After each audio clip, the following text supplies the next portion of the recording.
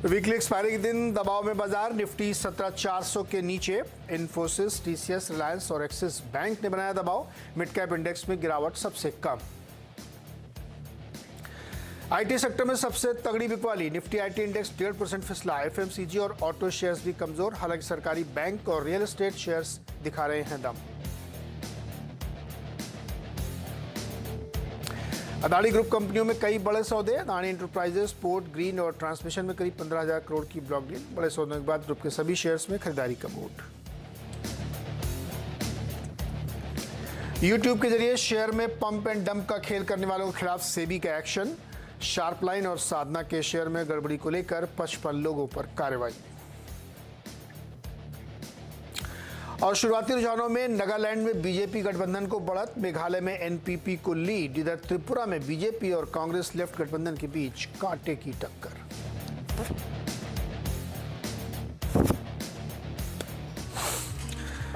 तो बाजार में एक नजर फिर से डाल लेते हैं। 300 पॉइंट नीचे है सेंसेक्स और 78 पॉइंट निफ्टी। मिड कैप बिल्कुल फ्लैट है, 4-5 पॉइंट है, किसी भी समय ग्रीन में आ सकता है, लेकिन बैंक निफ्टी 60 पॉइंट है, नीचे इस तरह से रिकवर हुआ है। तो मार्केट हालांकि ऊपरी तरफ प्रेशर और खासतौर पे ये आईटी शेयर्स की तरफ से दबाव आ रहा है, क्योंकि यूएस का मार्केट कल ख़राब था बॉन्ड की वजह से, तो इसलिए हमारे हाई ग्रोथ वाले जो स्टॉक होते हैं उसमें प्रेशर है। ये देखिए 400 पॉइंट से ज़्यादा गिर चुका है आईटी निफ्टी इंडेक्स, 29,682 पे है। तो यहाँ से प्रेशर आता हुआ दिख रहा है। दिग्गज जो आईटी कंपनीज़ हैं उनकी तरफ से ये प्रेशर है। और बैंक में भी कुछ एक बैंक हैं जो बड़े, जैसे एक्सिस बैंक है 0.25% नीचे इस वक्त ट्रेड करा, और एचडीएफसी बैंक में भी दबाव है। तो फिर ऐसे में बाजार पे एक नज़रिया जान लेते हैं, फिर आपके सवालों का जवाब लेते हैं। आज के मेहमान हैं सर्वेंद्र श्रीवास्तव। सर्वेंद्र, बाजार एक बार फिर से क्या मतलब, कल उसने एक एक्स्ट्रॉर्डनरी मूव दिखाया और उसके बाद आज फिर से वो पुराने रुझान पे जा रहा हुआ। क्या लगता है आज कैसे अप्रोच करना चाहिए निफ्टी को? बहुत बहुत नमस्कार नीरज जी। अब देखिए, इतना ज्यादा सुर्खियां गर्म है, इतना ज्यादा न्यूज फ्लो है और इतने सारी डील्स और ये सब जो सुनने मिल रही हैं, आई थिंक कल उसका एक आपको डेफिनेटली एक असर दिख गया और एक शॉर्ट टर्म बाउंस आ गया। बट जैसे आपने भी पॉइंट आउट किया कि देखिए लार्जर ट्रेंड्स अभी बॉन्ड यील्ड्स में और यूएस में, और यूएस के सेटअप में वहां वीकनेस है। नैस्डैक की भी हमने लास्ट टाइम बात की थी, तो वहां पे भी अभी वीकनेस है। तो देखिए आईटी की पिटाई ऑलरेडी स्टार्ट हो चुकी है। तो थॉट यही है कि एक लार्जर ट्रेंड और एक लार्जर रेंज जो थी पहले 17,500 से लेकर 18,000 की, वो नीचे टूटी है और कल 17,500 के ऊपर हम जा नहीं पाए। तो मेरे लिए तो फर्स्ट जो टेस्ट रहेगा एसिड टेस्ट कि भाई हम रिवर्स किए कि नहीं किए, उसके लिए आपको एक 17,500 17,520 के ऊपर एक जाके बंद करना पड़ेगा। तो जब तक वो नहीं आ रहा तब तक ये मान के चलना पड़ेगा कि ये रेंज नीचे वायलेट हुई है, ये हकीकत है। और शॉर्ट टर्म में 100-200 पॉइंट ऊपर नीचे होता रहेगा। बट ब्रॉडली रुझान है ये है कि भाई 16,800 के लेवल्स निफ्टी के लिए नीचे मोटा मोटी खुल गए हैं। और बैंक निफ्टी के लिए भी देखिए ऊपर में 41,000 के आसपास प्रेशर आ रहे हैं। मुझे लग रहा है उसके ऊपर जाके जब तक टिक नहीं पाता 41,100 के ऊपर, तब तक वहां पे भी शॉर्ट टर्म प्रेशर्स रहेंगे। और ओवरऑल जैसे मैंने बोला कि ओवरऑल ट्रेंड फिलहाल रेंज नीचे टूटी है। तो टिल प्रोवन अदरवाइज जल्दीबाजी नहीं करेंगे ऐसे मूव्स में, क्योंकि कभी कभी घातक हो जाता है ऐसे मूव में जल्दीबाजी करके बॉटम फिशिंग करने में नुकसान हो जाता है। तो मैं कहता हूँ वेट एंड वॉच, बाजार को एक अच्छा वीक एटलीस्ट एक रिवर्स करने को दे देते हैं। 3 महीने हो गए गिरते गिरते, एक वीक रिवर्स कर जाए तो क्या बात है, फिर हम भी बहुत जोर शोर से तेजी की कवायद करेंगे। बट फिलहाल अभी तो ऐसा लगता है कि थोड़ा प्रेशर बना रहेगा। अभी थोड़ा प्रेशर बना रह सकता है यहाँ पे। चलिए सवाल जवाब का सिलसिला फटाफट शुरू करते हैं और हमारे साथ राजपाल सिंह जी जुड़ रहे हैं कुरुक्षेत्र से। राजपाल जी नमस्कार सर, बताइए क्या मदद की जाए आपकी? सर नमस्कार, मेरे पास आईआरबी के 1000 शेयर है सर। तो इसको लॉन्ग टर्म के लिए लिया है सर, क्या ये ठीक है सर? आपने किस भाव पे लिया आईआरबी इंफ्रा? ये 29 सर। ओके, तो क्या स्थिति बन रही है सर्वेंद्र, क्या करना चाहिए इसमें? देखिए स्प्लिट होके भाव अब नीचे के आ गए हैं, तो जो एक मेंटल साइकोलॉजिकल फिगर्स रहते हैं इतने सालों से याद थे, वो सारी गणित चेंज हो गई है। बट चार्ट सेटअप में यही लग रहा है कि भाई फिलहाल तो अगर इनके पास दायरा लंबा है तो फिर ठीक है। बट अगर शॉर्ट टर्म जरा भी इनका ध्यान है तो मेरे हिसाब से बाजार में थोड़ा प्रेशर है। अभी इनको ज्यादा नुकसान नहीं है। मेरे हिसाब से एक बार थोड़ा निकल जाना चाहिए और बाद में दोबारा एंट्री करनी चाहिए इसमें। फिलहाल मुझे इसके सेटअप उतने इंकरेजिंग नहीं लग रहे। तो एक बार यहाँ से निकल जाए, जब नीचे कहीं मिले तो फिर से री एंट्री करनी चाहिए राजपाल जी आपको। अगला सवाल है जुगराज सिंह का फिरोजपुर से। जुगराज जी क्या सवाल है आपका? सर मेरा सवाल है, मैंने इंडस टावर का शेयर ले रखा है 201 शेयर, जिसका प्राइस है 165 पे। जी। हाँ जी सर जी। तो क्या मूड है आपका, रुकने का इरादा है या प्रॉफिट? सर मेरा तो अभी रुकने का इरादा है। ओके, सर्वेंद्र रुकने का इरादा है। इंडस टावर अभी तो उनको 7 रुपए का प्रॉफिट हो रहा है। जी आई थिंक अच्छे भाव से लिया है, अच्छे रेट से लिया है, और स्टॉक बढ़िया है मेरे हिसाब से। तो ये मेरा ब्रॉड ओपिनियन यहाँ पे रहेगा, और मेरे ख्याल से टाइम फ्रेम है तो मेरे हिसाब से बने रहना चाहिए, कॉस्ट के थोड़ा सा नीचे या कॉस्ट के आसपास स्टॉप लॉस बना के मेरे हिसाब से ट्रेड में बने रहे। ओके सर्वेंद्र, एमसीएक्स का चार्ट खोलिए, आज 4.5% नीचे है। जी। इसमें खबर ये भी आई कि एक नया मतलब एनएससी को और कई सारे कॉन्ट्रैक्ट अलाउ करने की, प्लस कई रिपोर्ट्स भी आई हैं, तो ये स्टॉक आज गिर गया। अभी ये चार्ट पे इसका पैटर्न कैसा बनता हुआ दिख रहा है? देखिए चार्ट पे तो रुझान ऑलमोस्ट, अब देखिए जब हम कहते हैं ना कि बहुत सारी सिमिलैरिटी रहती है सेटअप्स में, तो अभी ये ताजा ताजा अपना लंबी अवधि के सेटअप्स तोड़ के बैठा है। अभी अपना 200 डे के नीचे चल रहा है, और ओवरऑल ट्रेंड मुझे यहाँ पे वीक लग रहा है, शॉर्ट टर्म मीडियम टर्म भी। तो यहाँ से तो मेरी राय नहीं रहेगी इसमें एंट्री करने के लिए किसी के लिए, जब तक जैसे मैंने बोला क्लियर कट एक रिवर्सल के साइन नहीं आ जाए तब तक नहीं। तो आई थिंक इसकी जो सेफ जोन है वो तकरीबन आता है तकरीबन 1250 1200 के आसपास, वो एक सेफ जोन है इसका, जहां जिसके नीचे लास्ट 2.5-3 साल से 2.5 साल से नहीं गया। तो उन एरियाज के आसपास मिलता है, तो अगर किसी को नया स्टार्ट करना है तो मेरे ख्याल से उन एरियाज के आसपास देखना चाहिए। ओके, विक्रमजीत साहब कोलकाता से हमारे साथ जुड़ रहे हैं। विक्रमजीत बताइए क्या मदद है आपकी?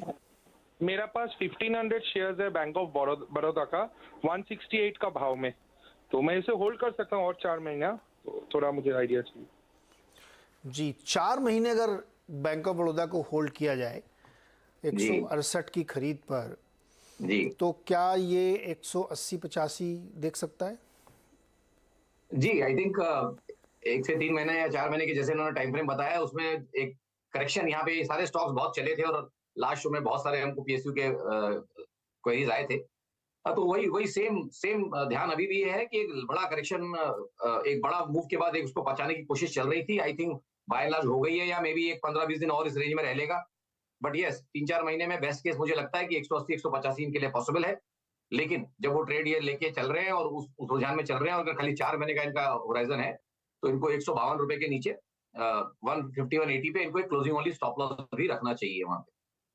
ओके सर्वेंद्र, एक स्टॉक है बड़ा, मेरे ख्याल में लिक्विडिटी थोड़ा कम होती होगी, फोसेको, FOSECO। ओके, मयंक शराफ हैं, इन्होंने 200 शेयर ले रखे हैं 2000 के भाव पर। ये 3-4 साल के लिए रखना चाहते हैं, लेकिन और भी खरीदना चाहते हैं, तो क्या देखते हैं आप फोसेको इंडिया में? अब देखिए एकदम से मैं जो सेटअप्स अभी जो देख पा रहा हूँ, बहुत ज्यादा रेगुलर कवरेज की चीज ये नहीं है। कारण यही है कि बहुत थिनली ट्रेडेड होता है, इसमें वॉल्यूम्स बहुत कम होते हैं।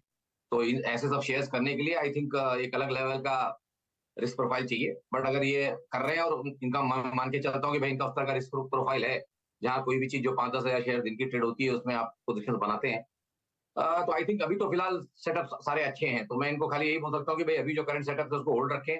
बहुत ज्यादा थोड़ा ओवरबॉट चल रहा है, तो नई खरीदारी करने की तो मेरी राय नहीं रहेगी। जो फिलहाल इनके पास पोजीशन है मेरे ख्याल से उनको होल्ड रखें, और क्योंकि इस तरह का स्टॉक है तो स्टॉप लॉस भी इनको थोड़ा वाइड देना पड़ेगा। तो मेरे हिसाब से एक साइकोलॉजिकल 2000 का मार्क है, 1980 के नीचे इनको एक स्टॉप लॉस भी मेंटेन करना चाहिए इस बाजार में। कोई भी चीज जो मैं बोलता हूँ, कोई भी चीज है वो फ्रेजाइल है, कोई भी चीज है वो कभी गिर सकती है, तो बाजार का नेचर ही वैसा होता है। तो एक स्टॉप लॉस 1980 के नीचे जरूर रखें, क्योंकि ऐसे सब स्टॉक में बाद में निकलना कभी कभी मुश्किल हो जाता है। ये जो कम लिक्विडिटी वाले स्टॉक होते हैं ना, मैं क्वालिटी की बात ही नहीं कर रहा हूँ, कई बार बहुत अच्छे भी होते हैं, कई बार खराब भी होते हैं। तो इर्रेस्पेक्टिव ऑफ क्वालिटी, अगर लिक्विडिटी बहुत कम है ना, और मान लीजिए दुर्भाग्य से नीचे आना शुरू हुआ, तो आपकी फिर एग्जिट बड़ी मुश्किल हो जाती है, आप ही उसको और गिराओगे। और वैसे ही दूसरी तरफ भी होता है कि अगर ये चलना शुरू हो गया और आपने लेना शुरू किया, तो आप ही उसके दाम भी बढ़ाते रहोगे। तो जो बहुत इलिक्विड काउंटर हैं उनको थोड़ा सा उस लिहाज से भी ज़रूर देखना चाहिए। अगला सवाल है चिराग का, जो मेरठ से हमारे साथ जुड़ रहे हैं। चिराग जी बताइए क्या सवाल है? सर मेरे पास 26 शेयर है अडानी एंटरप्राइजेस के 428 रुपीज पे। 400 पे नहीं, 1428 रुपीज पे। 1428, 1428, ये प्राइस सही करिए उसके लिए। तो अभी आप अभी हाल फिलहाल में लिए हैं, कितने दिन पहले लिए थे? ये हाँ सर, मैंने अभी ये रिसेंटली लिए हैं 10-15 दिन के अंदर ही। ओके, आज तो फायदा 4.5% का आपका। सरवेन Yes, क्या sir. करें भाई, ये तो उनको फायदा हो रहा है अडानी इंटरप्राइजेस में? सर एज अ प्रिंसिपल हमने जो लास्ट शो में भी हमने चर्चा की थी कि इनको सबको अभी फिलहाल अवॉइड करेंगे जब तक इनका न्यूज फ्लो सब ठंडा नहीं पड़ता और जब तक डस्ट सेटल नहीं होती है तब तक इनको अवॉइड करेंगे सर। ओके, तो चिराग जी बात आपने करो। सुना, ये जी। ये सवाल भी मैंने इसलिए लिया दर्शकों की मदद के लिए कि जहाँ पे बहुत ज़्यादा खबरों का आना जाना लगा रहता है ना, उसमें Yes, sir. राय बनाना बड़ा मुश्किल हो जाता है चिराग जी। अब मैं ये भी नहीं कह सकता कि आप एग्जिट बुक कर लें, प्रॉफिट बुक कर लें, मैं ये भी नहीं कह सकता कि आप इसमें बने रहें। तो हमारे लिए एक बड़ी दिक्कत ये है कि न्यूज़ फ्लो बहुत ज़्यादा है, आप भी पढ़ रही रहेंगे रोज़ खबरें। Yes, तो sir. इसमें बस यही मैं कह सकता हूँ कि आपकी मनी सेव्ड होनी चाहिए, बस ये आप ध्यान रखें, बाकी आप समझदार आदमी ओके हैं। Sir, yes sir, thank. तो चलिए अगला सवाल लेते हैं। R.A. शर्मा का फरीदाबाद से हमारे साथ जुड़ रहे हैं। शर्मा जी नमस्कार, बताइए क्या सवाल है सर? नमस्कार जी सर, मेरे पास बजाज ऑटो के 100 शेयर हैं, 10 शेयर है 4,000 के रेट से। 10 शेयर हैं 4,000 के रेट पे। हाँ सर, काफी बार 4,000 के लेवल के आसपास आया और फिर नीचे चला गया ये, तो मैं बेच ही नहीं पा रहा हूँ इनको। आपने लिया भी तो बहुत ऊपर था शर्मा जी। हाँ सर, लिया बहुत ऊपर था उस समय, 4400 था, तो 4,000 पे आते के साथ मैंने ले लिया था इसको। तो अच्छा, लेते समय किसी से राय ली थी? नहीं सर, राय नहीं ली थी। अच्छा, ओके। बस ये था कि 4400 था, तो 4,000 पे जैसे आया मैंने सोचा 10% डाउन ले लेते। और फिर तो क्या ले लिया टारगेट क्या रखा था, कब बेचेंगे इसको? नहीं सर, मैं टारगेट नहीं रखा, पर मुझे लग रहा है कि टारगेट तो शॉर्ट टर्म का था, पर ऑब्वियसली लॉन्ग टर्म हो गया, काफी टाइम से रखा हुआ है मेरे पास। और स्टॉप लॉस भी नहीं रहा होगा? नहीं सर, स्टॉप लॉस भी नहीं रहा। तो सेम क्या सर बीपीसीएल में हो गया, मैंने 478 पे लिया था। 478 पे? 478 पे लिया था बीपीसीएल, जब उसका डिविडेंड आ रहा था 58 रुपीज वाला, उस समय लिया था मैंने, और उस समय फिर बाहर नहीं आ पाया, उस समय से बाहर में फिर। ओके, बताइए भाई सरवेन जी, बजाज ऑटो 4,000 पे लिया है, क्या करना चाहिए इनको? देखिए एकदम स्विंग टॉप ही इन्होंने बाय किया और खुद ही ये बात एक्सेप्ट कर रहे हैं कि इनको बाजार ने थोड़े बहुत, सबके लिए जानना बहुत जरूरी है कि बिल्कुल भाव आए ऐसा जरूरी नहीं है। बाजार ने आपको उसके आसपास आके 3-4 मौके दिए, खुद ही एक्सेप्ट कर रहे हैं और फिर भी ये निकल नहीं रहे। इनको समझ नहीं आ रहा है कि लास्ट 3-4 महीने से स्टॉक चल नहीं पा रहा है और अब धीमे धीमे जो न्यूज फ्लो है वो इस सेक्टर के लिए थोड़ा थोड़ा बिगड़ा हुआ आने लगा है। और इसका जो दूसरा इसका कॉम्पिटिटर है हीरो मोटोकॉर्प, मैं इनको एक आगाह कर दूं एक बात को कि उसका टॉप 2017 में बना था। 2017 के बाद से हीरो मोटोकॉर्प नया टॉप नहीं बना पाया है। तो ऑटोज में डेफिनेटली कुछ लॉन्ग टर्म में हो रहा है जो बाद में लोगों को समझ में आने लगेगा, बट फिलहाल प्राइस स्ट्रक्चर ये बोलता है कि भाई इनके लिए थोड़ी तकलीफें हैं। तो मेरे हिसाब से इनको इनके स्टॉक में इनको एक स्ट्रेटेजी देता हूं, इनको बजाज ऑटो बेच के बीपीसीएल एवरेज कर लेना चाहिए। बीपीसीएल में वही सारा पैसा बीपीसीएल में डाल दें बजाज ऑटो बेच के, तो बीपीसीएल इनको यहाँ से चल के वो 10-12 टके इनको दे देगा, 330-340 पे तो निकल जाएंगे, तो हीरो मोटो का इनका पैसा निकल जाएगा। नहीं, लेकिन बीपीसीएल इन्होंने 478 पे लिया, हालांकि डिविडेंड वगैरह मिला होगा, तब भी 478 बहुत ऊपर प्राइस था भाई। नहीं, वो बहुत ऊपर का प्राइस है। फिलहाल बीपीसीएल में इनको यहाँ से होल्ड बोल रहा हूँ, बेचना नहीं है, हाँ। एवरेज करना है। तो बजाज ऑटो बेच दें और बीपीसीएल ले लें उसी पैसे से। बिल्कुल सही, तो ये राय आपके लिए है भाई शर्मा जी। अभी इसमें एक चीज मैं और जोड़ना चाहता हूँ, शर्मा जी आप सुनिए ध्यान से। जी जी। देखिए, बजाज ऑटो ने अभी अपने रिसेंटली जो मंथली सेल्स के नंबर दिए, उसके साथ साथ उनका आपने देखा होगा तो एक्सपोर्ट कमजोर था। क्यों? क्योंकि जो कमजोर था, हाँ, नाइजीरिया की जो मार्केट इनकी है वहाँ दिक्कतें चल रही हैं, वहाँ पे गाड़ियाँ कम जा रही हैं एक्सपोर्ट, तो खुद कंपनी मान रही है। तो इस वजह से ये स्टॉक लगातार प्रेशर में रह रहा है, क्योंकि एक्सपोर्ट इनका बड़ा डोमिनेंस है, बहुत बड़ी मात्रा में एक्सपोर्ट करते हैं। आप देखिए आज मारुति के भी एक्सपोर्ट कमज़ोर रहा है। तो एक्सपोर्ट मार्केट अगर कमज़ोर है तो एक तो ये तुरंत तात्कालिक प्रॉब्लम जो महीने वाली है, लेकिन दूसरा जो टू व्हीलर के संदर्भ में मैं इर्रिस्पेक्टिव ऑफ बजाज ऑटो ये आपको बताना चाहता हूँ सर, कि जो टू व्हीलर सेगमेंट है ना वो इलेक्ट्रिक की तरफ ट्रांजिशन में है। कोई कंपनी माने नहीं माने, बड़े बड़े ज्ञान दे, कुछ भी करें वो, लेकिन इलेक्ट्रिक टू व्हीलर का ट्रांजिशन चल रहा है। इसीलिए आप देखिए जो लोग लेगार्ड हैं, जो देर से उसमें एंट्री ले रहे हैं और ये सोच रहे हैं कि हम एकदम से काफ़ी बड़ा काम कर लेंगे, वो दिक्कतें आ रही हैं। इसीलिए उन्होंने कहा 17 से लेके आज तक हीरो मोटर टॉप नहीं बना पाया है। जी जी। तो ये बात आप समझिए कि आप हम हमेशा अपने ट्रेडर्स को, निवेशकों को ये बताते हैं कि आप लोग थोड़ा बहुत ध्यान रखा करिए कि इंडस्ट्री में क्या बदलाव हो रहा है।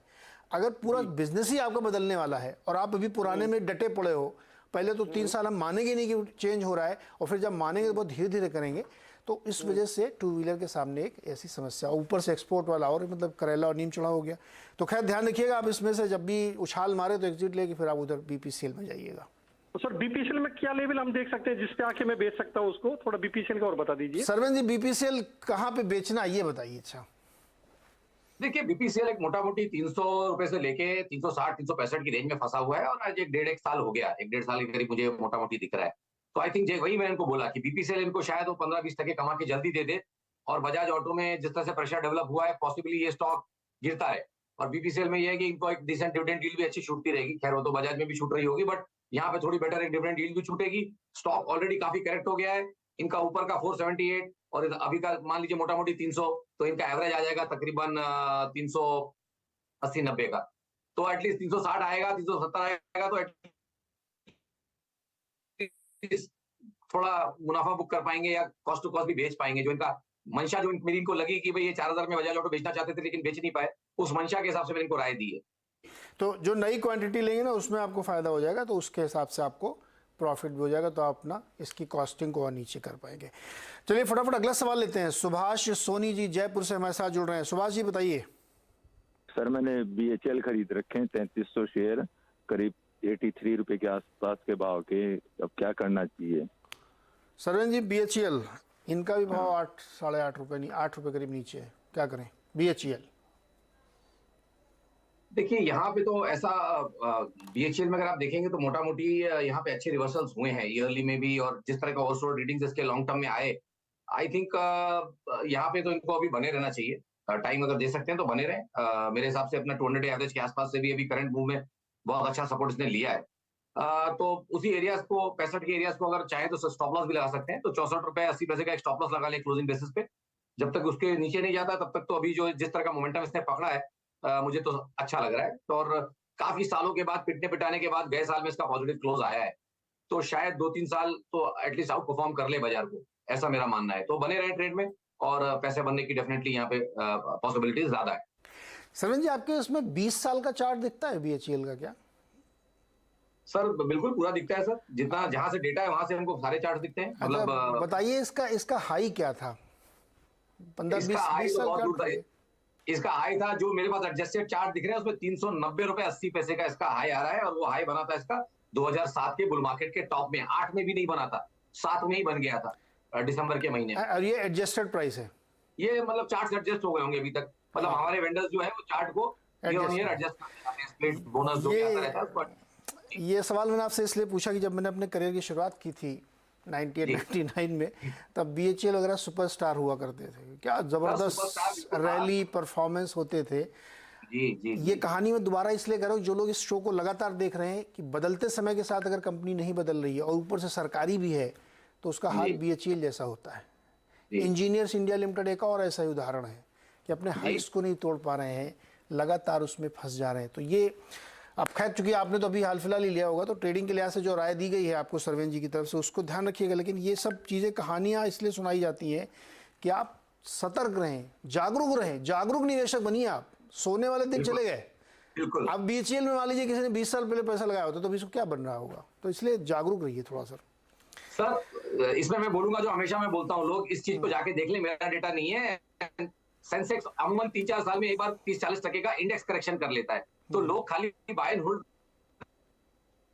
करके बैठे रहते हैं। मुझे समझ में नहीं आता है, अगर 30% इंडेक्स करेक्ट कर रहा है ऑन एन एवरेज हर 4 साल में, तो पोर्टफोलियो तो आपका हर साल में झूला झूल रहा है, हर 4 साल में 100 का 70 हो रहा है या 60 हो रहा है। तो कोशिश ये भी करनी चाहिए कि 3-4 साल में एक बार पूरी सफाई करें, जैसे घर की करते हैं दिवाली में सफाई करें, कचरा साफ करें और नए अच्छे फ्लेवर अच्छी चीजें ऐड करें। तो क्या होगा, एक ब्लेंडेड रिटर्न बहुत बढ़िया बनेगा। लॉन्ग टर्म ट्रेडिंग जिसको बोलते हैं, पोर्टफोलियो के अंदर ट्रेडिंग करनी पड़ती है हर 4 साल में। जो नहीं करता, आई डोंट नो कि वो उनका फिर वो एकदम म्यूटेड रिटर्न्स आएंगे और वो कभी बाजार को बीट नहीं कर पाएंगे।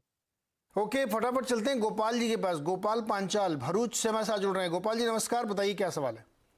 नमस्कार वाजपेयी जी, मैं आपका बहुत बड़ा फैन हूँ। धन्यवाद सर। जस्ट अभी मेरे पास पैरादीप फॉस्फेट के 500 shares at the rate of 63। तो अभी क्या करूँ साहब, बहुत कम आ गया है, हो गया। हाँ, 55 रुपये पे आ गया। सरवेंद्र, ये बहुत पुरानी लिस्टिंग नहीं है, रिसेंट में हुई थी, हमारे ख्याल में 6-8 महीने तो हो ही गए होंगे कम से कम। पारादीप फॉस्फेट क्या करना चाहिए इसमें? देखिए रिसेंट लिस्टिंग है, डेटा कम है तो इसको एकदम शॉर्ट टर्म के नजरिए से देखेंगे। मेरा थॉट यही है कि फिलहाल शॉर्ट टर्म में मैं इसको देखूं तो इसको एक अच्छे सपोर्ट्स रहे हैं। यही राउंड फिगर एक 52-50 का रेंज देखें तो आई थिंक 50 के आसपास, 50-52 के आसपास अच्छे सपोर्ट्स रहे हैं लास्ट 4-5 महीनों में। तो जब तक अपने साइकोलॉजिकल राउंड नंबर 50 के ऊपर टिका हुआ है तब तक I think overall setup short term यहाँ पे सही है। ऊपर में जो बेस्ट केस मुझे दिख रहा है नेक्स्ट 1 से 2 महीने में, वो दिख रहा है कि भाई ऊपर में 65 से लेके 70 तक की जगह बनी हुई है। तो मेरे हिसाब से 49-40 का एक स्टॉप लॉस रखें क्लोजिंग बेसिस पे, और अगर बने रहना है तो 65 से 70 के टारगेट्स यहाँ पे आने चाहिए। ओके अच्छा, इस बीच एक खबर आ रही है जो बतानी ज़रूरी है आप लोगों को। ये अदानी ग्रुप के संदर्भ में एक सुप्रीम कोर्ट में सुनवाई थी, तो जिसमें रिटायर्ड जज की अध्यक्षता में कमेटी गठित होगी। जो चर्चा चल रही थी कि एक कमेटी बनाई जाएगी, तो वो रिटायर्ड जज के अध्यक्षता में होगी, जिसके सदस्य केवी कामत और नंदन नीलेकणी जी होंगे। केवी कामत आपको पता होगा कि बहुत ही वेटरन है, बहुत पुराने बड़े देश के जाने माने बैंकर हैं, और नंदन नीलेकणी आधार के जनक हैं। तो इस तरीके के लोग इसमें शामिल किए जा रहे हैं। हमारे संवाददाता असीम मनचंदा हमारे साथ जुड़ेंगे, मैं उनसे और डिटेल लेता हूँ। असीम, अगर आपको मेरी आवाज़ आ रही है, अगर आप जुड़ गए हों तो इस पर और विस्तार से बताइए क्या हुआ। अच्छा, अभी उसको जोड़ने में समय है, तो फिलहाल ये खबर है क्योंकि जब ये पूरा मसला आया था सामने तो किसी ने कोर्ट में इसकी अर्जी लगाई थी, और उस अर्जी के संदर्भ में कोर्ट ने कहा था कि हम एक कमेटी बना देंगे। तो उस कमेटी के बारे में आज जो फैसला आया वो ये कि एक कमेटी बनाई जाएगी जिसकी अध्यक्षता सुप्रीम कोर्ट के रिटायर्ड जज करेंगे, और उसके सदस्य केवी कामत और नंदन नीलेकणी जी होंगे। तो ये एक लेटेस्ट अपडेट है अदानी ग्रुप के बारे में लेकर के, जो हिंडनबर्ग की एक रिपोर्ट आई थी उसके संदर्भ में। तो असीम हमारे चूंकि इसको लगातार ट्रैक कर रहे थे, तो हम कोशिश करते हैं उनसे जुड़ने के लिए कि और इसमें क्या 2 ही सदस्य रहेंगे या और भी लोग होंगे, ये जानकारी लेंगे। ये अपना कामकाज कब से शुरू करेगी, क्या क्या मसले मामले ये देखेगी, और क्या राय बनाएगी, इस सब चीज़ों की डिटेलिंग हमें असीम जी बताएंगे। असीम, आवाज़ आ रही हो तो बताइए क्या हुआ फैसला और कब कामकाज शुरू होगा, ये कितने सदस्य और होंगे इसमें, या 2 ही सदस्य हैं? देखिए 4 सदस्यों की ये सुप्रीम कोर्ट ने कमेटी का गठन कर दिया है। सुप्रीम कोर्ट के रिटायर्ड जज की अध्यक्षता में कमेटी काम करेगी। जो सदस्यों के नाम मैं आपको बता दूं, ओपी भट्ट होंगे, केवी कामत होंगे, नंदन नीलेकणी इसके अंदर होंगे। तो ये सारे सदस्य अगले 2 महीने के अंदर अंदर अपनी रिपोर्ट सील कवर के अंदर सुप्रीम कोर्ट को सौंपेंगे। खासतौर पर कई सारी 2 याचिकाएं दायर की गई थी, उनमें ये मांग की गई जो अदानी हिंडनबर्ग मामला हुआ है उसके अंदर पूरी जांच की जानी चाहिए, और अगर सेबी ने कोई इसमें लैप्स किया तो उसकी भी जांच की जानी चाहिए। तो ये भी सुप्रीम कोर्ट ने कहा है कि जो आर्टिकल सेक्शन 19 के अंदर जो सेबी की भी जांच होगी, कि अगर इसमें पूरा कमेटी पूरी जांच करेगी किसी तरह का कोई लैप्स तो नहीं हुआ जिससे कि निवेशकों को नुकसान उठाना पड़ा।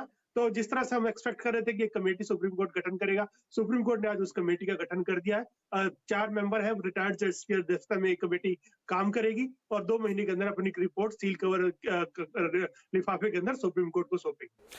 तो जज साहब को मिला करके 4 सदस्य हैं, केवी कामत, ओपी भट्ट और Nandan Nilekani, plus supreme court के रिटायर्ड जज। ठीक है असीम, जज साहब को मिला के 4 है ना सदस्य टोटल? देखिए जो जज साहब को मिलाकर के 5 सदस्य हैं। अच्छा। जो सुप्रीम कोर्ट के पुराने जज है AM सप्रे, उनकी अध्यक्षता में एक कमेटी बन रही है। उसके अलावा OP Bhatt, justice JP Devdatt, mister Nandan Nilekani, mister KV Kamath और मिस्टर सोमशेखरन सुंदरेशन, ये 5 सदस्य इसके अलावा इस कमेटी के अंदर होंगे। ओके, नहीं तो फिर तो 6 हो गए। जी जी जी जी सही कहा आपने कि ये 6 सदस्य हो गए इसके अंदर। हाँ। 2 फॉर्मर जजेस हैं और 4 इंडस्ट्री के एक्सपर्ट हैं जिनके अध्यक्षता में एक कमेटी का गठन किया गया है। ओके, और 2 महीने में ये अपनी रिपोर्ट देंगे। सुप्रीम कोर्ट के रिटायर्ड जज AM सप्रे की अध्यक्षता में है। सदस्य केवी कामत जी, OP भट्ट, नंदन नीलेकणी, JP देवदत्त, ये भी जस्टिस है, रिटायर्ड जस्टिस हैं, और सोमशेखर सुंदरेशन एक जाने माने वकील हैं। ये लोग मिला के कुल 6 सदस्यों की एक कमेटी बनी जो उस पर 2 महीने के अंदर अपनी रिपोर्ट देगी कि इस पूरे मसले में निवेशकों को क्या क्या नुकसान हुए या कहीं कोई लैप्सेस है कि नहीं है। असीम, बहुत बहुत शुक्रिया ये जानकारी देने के लिए, और ये अपडेट था यहाँ पे। सरविंद, आपका भी बहुत बहुत शुक्रिया हमारे साथ जुड़ने के लिए, दर्शकों की मदद करने के लिए। और ये एक बहुत ही इंपॉर्टेंट खबर है ये, क्योंकि पिछले कुछ दिनों से इस मामले में काफ़ी चर्चाएं चल रही थी, और मामला सुप्रीम कोर्ट गया था। सुप्रीम कोर्ट ने कहा था हम अपनी कमेटी बनाएंगे और आज उस कमेटी का ऐलान कर दिया गया, जिसके सदस्य आपकी स्क्रीन पर नाम दिख रहे हैं। 6 सदस्य हैं अध्यक्ष को मिला करके, और ये रिपोर्ट 2 महीने में कमेटी अपनी सबमिट कर देगी। छोटा सा एक ब्रेक के बाद खिलाड़ी नंबर 1।